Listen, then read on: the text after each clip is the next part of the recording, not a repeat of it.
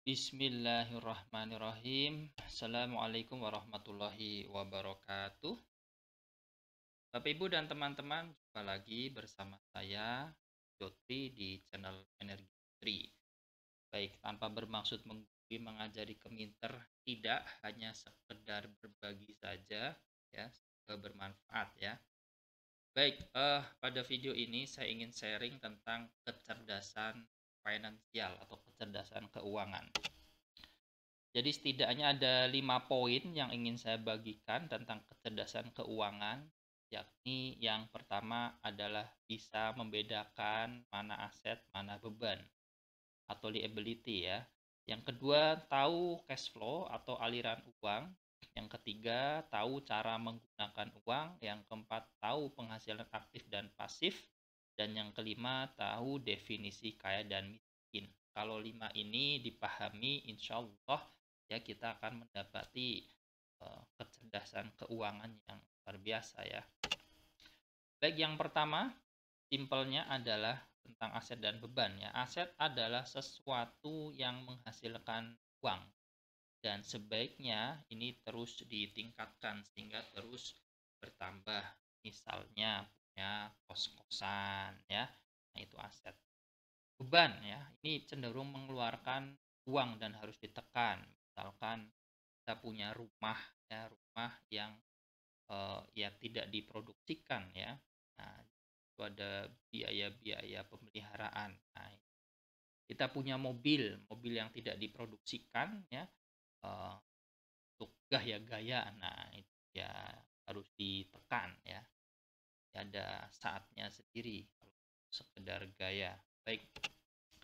Yang kedua adalah tahu cash flow atau aliran uang.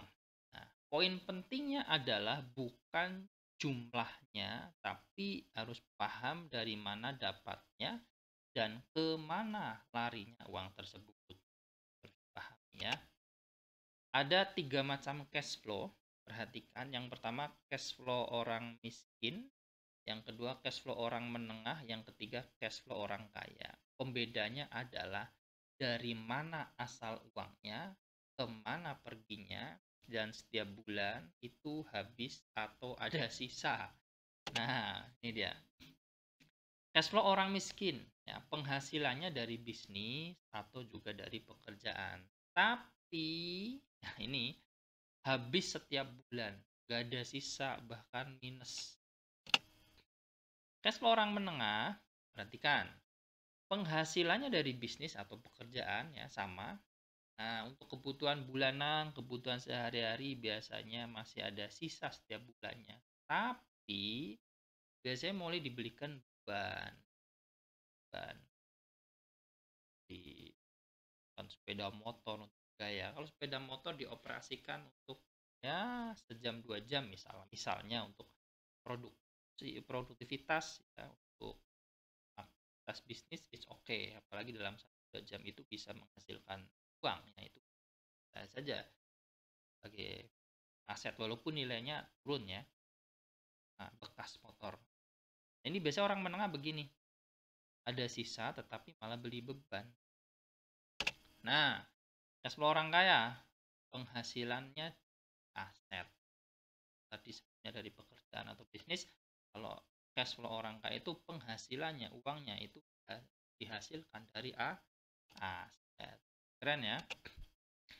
Orang kaya tambah kaya, kelas menengah tambah miskin. Kok bisa? Karena orang kaya terus membeli aset, Ibu.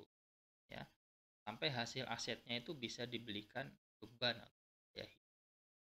Nah, kelas menengah sejak awal sudah beli beban. Nah, ini sekaligus sebagai perhatian untuk koreksi kita ya. Kita bersama. Kemudian yang ketiga, cara menggunakan uang. Ini ada yang peminjam, ada yang investor. Rasa paham lah. Dijabarin ini tentang kebiasaan memulai. Kebiasaan ini udah di pikiran bawah sadar, keluarnya gitu. Brick state ya. Pinjam, penabung, investor. Maka anak kecil kita diajarkan untuk belajar nabung. Nabung itu nggak bikin kaya. Ini dibahas lebih dalam supaya di materi tentang atau ilmu tentang kecerdasan Yang keempat yang harus dipahami berkaitan kecerdasan keuangan adalah ada penghasilan aktif dan ada penghasilan pasif. Penghasilan aktif, jelas ya, kita kerja, kita dapat uang dari pekerjaan atau pelaku bisnis. Yang mengatakan ini ada uang yang salah. Penghasilan kerja ya itu aja, juga seiring dengan utang ya. Berikutnya ada penghasilan pasif. Penghasilan pasif jelas ini dari aset.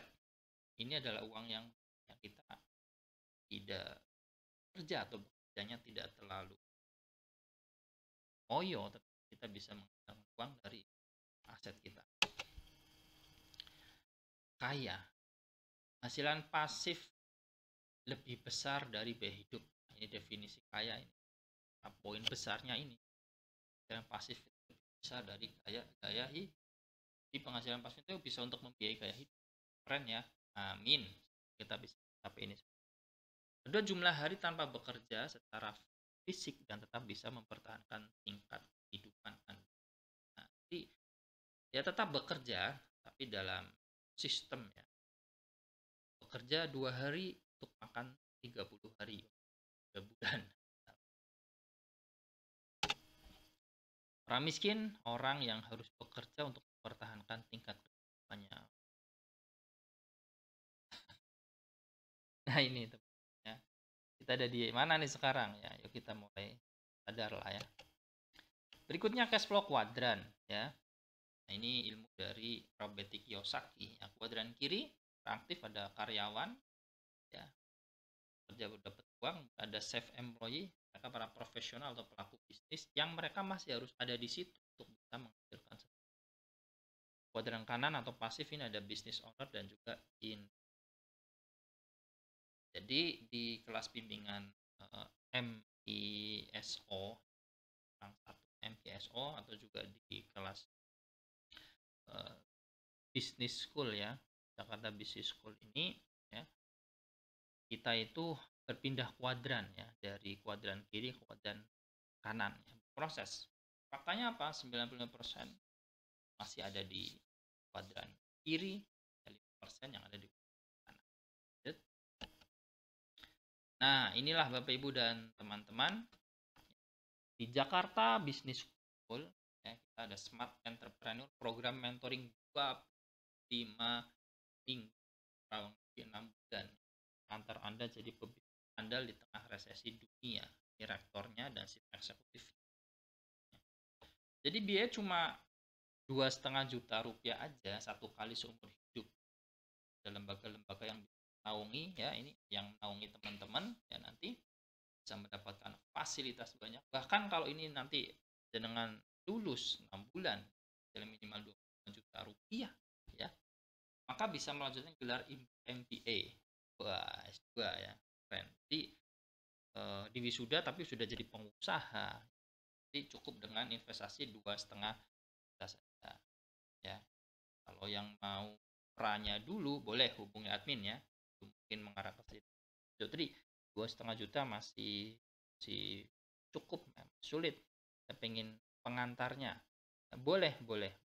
Kalau mau langsung juga boleh ya, hubungi nomor yang ada di admin ya. Nah, seperti itulah Bapak Ibu dan teman-teman. Sekarang itu udah zamannya kita cari yang short ya, yang praktis, yang relevan, yang bisa kita ikuti dan terbukti menghasilkan. Nanti ada 25 mentor Muza yang udah terbukti yang akan mendampingi Bapak Ibu dan teman-teman pindah kuadran dari kiri ke kanan hingga kita bisa mencapai paling tidak poin utamanya di sini ya, tentang kecerdasan finansial. Dan 5 hal ini kita pahami, kita aplikasikan, yakin deh hidup kita berkelimpahan. Amin ya karim. Anda yang nonton sampai selesai tulis di kolom komentar dan juga share ke teman-teman yang lain. Mudah-mudahan jadi ladang, jadi pahala amal jariah untuk kita semua. Amin ya karim. Salam hangat penuh cinta kasih. Lebih kurangnya mohon maaf. Assalamualaikum warahmatullahi wabarakatuh. Salam hormat, salam hangat penuh cinta kasih. Jotri, you.